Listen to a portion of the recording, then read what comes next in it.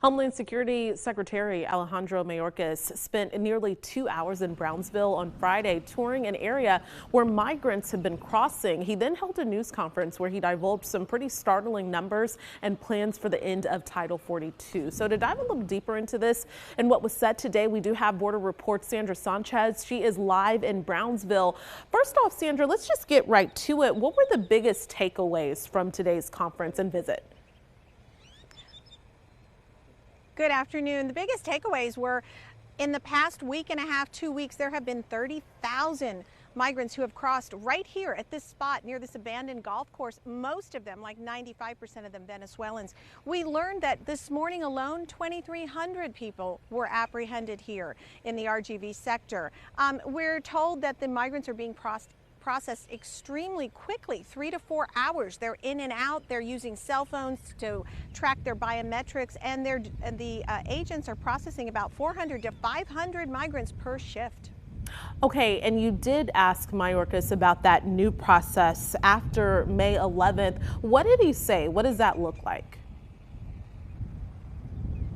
Yeah, he said after Title 42 goes away, migrants are going to have, quote, a higher burden of proof to claim asylum. He said the new law was being finalized in the Federal Register and that will be released soon.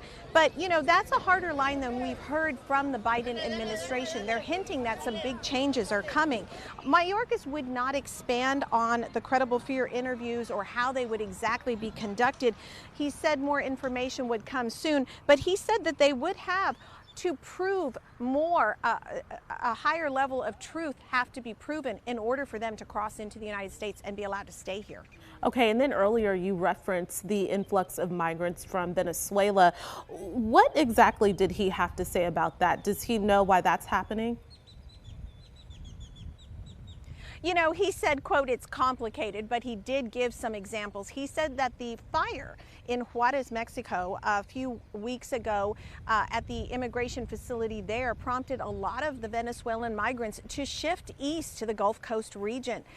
Also, for whatever reason, the past 2 weeks, the government of Mexico has stopped accepting back Venezuelans who were being sent back by the United States. Now, we've heard a lot in the past 2 days about all these talks that are happening between the United States and Mexico, that Mexico will accept them back. This is particularly concerning to leaders in the Rio Grande Valley. I spoke to one last night who said he's not convinced that Mexico is taking them back, and that's really key for this influx to go down. Okay, and we know that there are several nonprofits who are helping these migrants. What happens to funding for them? Do they see more? What does that process look like? Well, actually, big news he made today was that he announced $332 million in a type of FEMA fund is being distributed to groups that help migrants, that help to feed them and give them supplies. And then he said an additional $360 million is available to those that help to house and shelter them, and that those funds will be released soon. So that kind of was some big news he did make here today. And then, Sandra, just lastly, what about the troops? Will we see them come to the area where you're at now? Well, you know, we finally got some location on where the troops are going to go. We're told that they're going to El Paso, the 1,500 Army troops. But Border Patrol Chief Raul Ortiz said he has the ability to redirect them. It's very possible he's going to send them here to Brownsville. Okay, Sandra Sanchez, as always, thank you so much for your coverage, and we know that we'll be checking in over the next few days as well.